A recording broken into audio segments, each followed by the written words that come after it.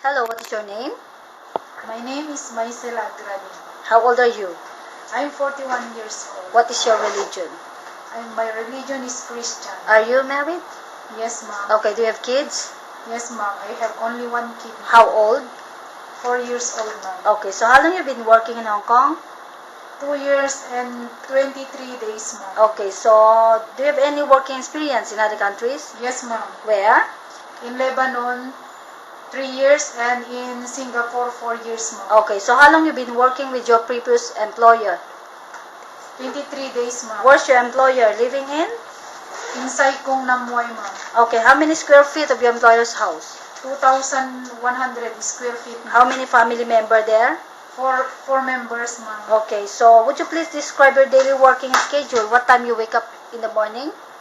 I wake up in the morning at 6:45. Then I start to clean. First, I start to clean. They like me to clean first in the garden while they are not wake up yet. Then I prepare their breakfast, their tea, and everything they need before the husband go to work.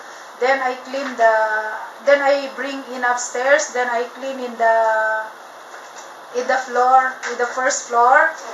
And after that, if the husband go out, I clean all the from second floor until the rooftop. Okay, and then do you go market? Yes, ma'am. Okay, so what time you cook for the dinner? I started to prepare at 6:45 because they eat at 7:15, ma'am. Okay, so what time you go to bed?